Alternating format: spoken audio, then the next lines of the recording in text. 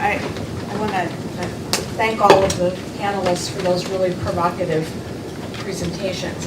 It's a little bit depressing. So a number of the panelists have commented on the tight budget environment, but more than that, the difficulty of sustaining funding for a multi-purpose survey like the NLS surveys in a very decentralized, in a world where we have a very decentralized budget process, where all of the different agencies have specifically defined missions and whose budgets go through different congressional committees, and putting together a coherent and stable base of funding for a program like the NLS, I think we all recognize that that is really challenging.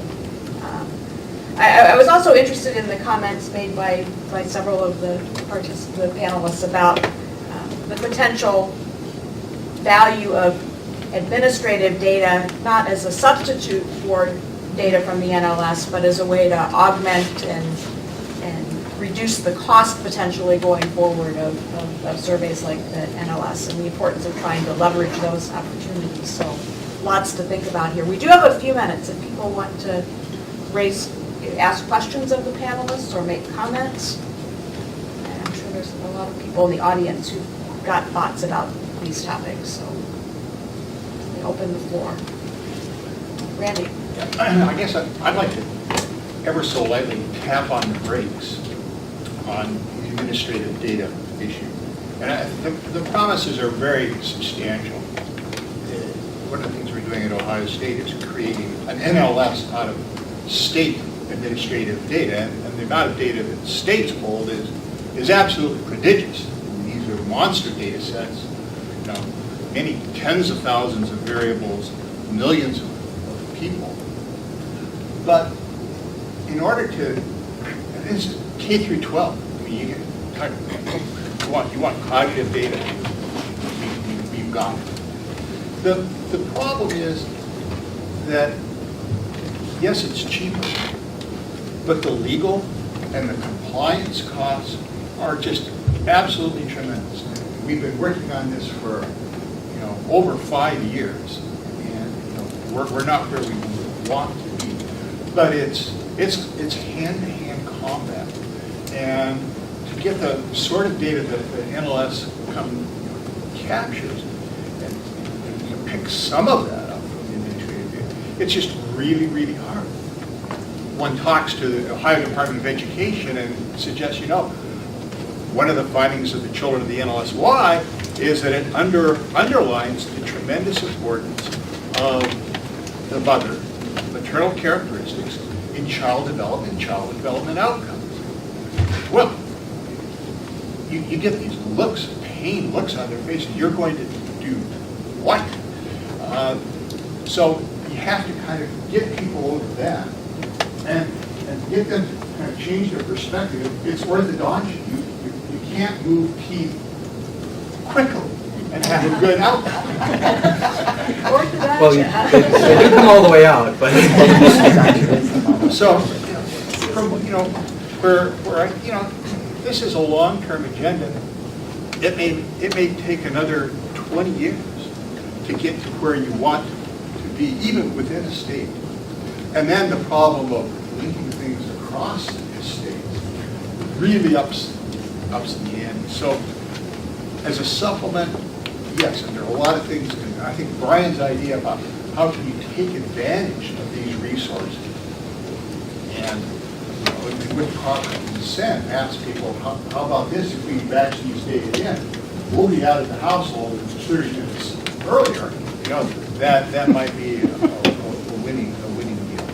But I think for the research community, I really don't think they're going to take the load that the NLS and the PSID carry.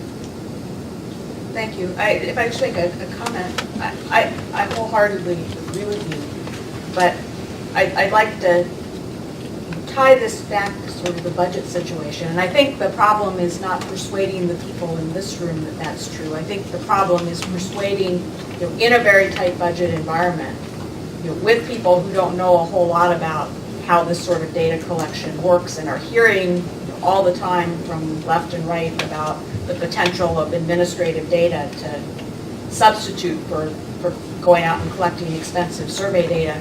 Being able to explain to them in a succinct and compelling way why it is that the administrative data can't substitute for the survey data is going to be the challenge. Seth? So Catherine, I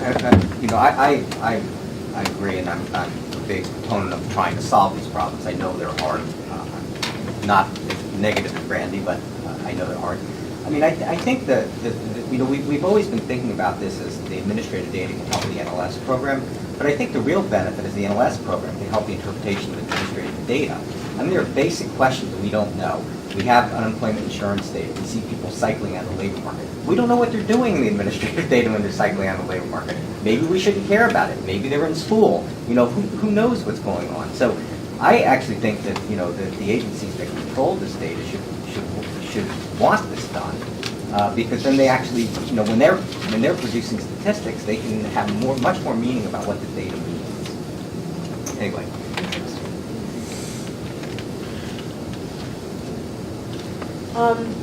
My name is Ruth Sinardik. I might have the dubious distinction while research director at the Department of Labor's Veterans Employment Training Service. We sponsored some research through North that actually ended up on the front page of USA Today. It was focused on the labor market trajectories of 20 to 24-year-old veterans. And one of the thoughts we had on continuing the NLS wide, we were in a very nice position where the NLS-wide people were 20 to 25, so we were able to look at that study. But instead of having new cohorts and having to have this big surge of funding, perhaps a constantly replenishing cohort and retiring cohort, the trick is whoever wants to have them retire, but constantly replenishing the cohort so you could have more of a steady funding level so that it doesn't kind of rise on the radar quite so much. That's an interesting comment. I know that the BLS has tried to do that with other surveys, design them so that they had more level funding rather than requiring big periodic infusions that are just really hard to get. That's an interesting comment. What thoughts? Bob?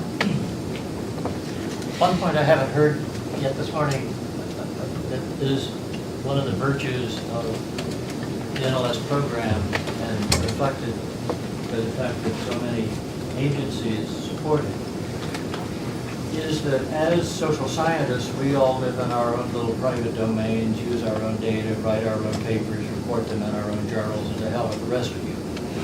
And a wonderful big data set like the NLS can't exist without the input from the scientists from very different disciplines with very different levels of expertise. So Ken Wolpen and I can both look at labor issues using the NLS, and very little overlap in what I use and he uses, because he's got a lot of technical models that he uses, okay? And without the NLS, he couldn't do his bit. But the NLS can also allow folks like me to make comparisons across other areas without all that technical stuff that Ken uses. And we're in one discipline. If you want to then look at investments in children, and you want to see what the payoff is for the children, like NLS, the child of the NLS.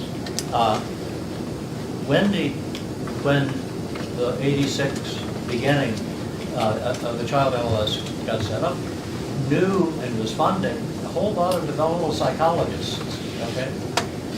Ken Wolpen and I did not, and we were interested in doing this child bit. We thought it was a good idea, so did Wendy. But we knew we didn't know how to do it.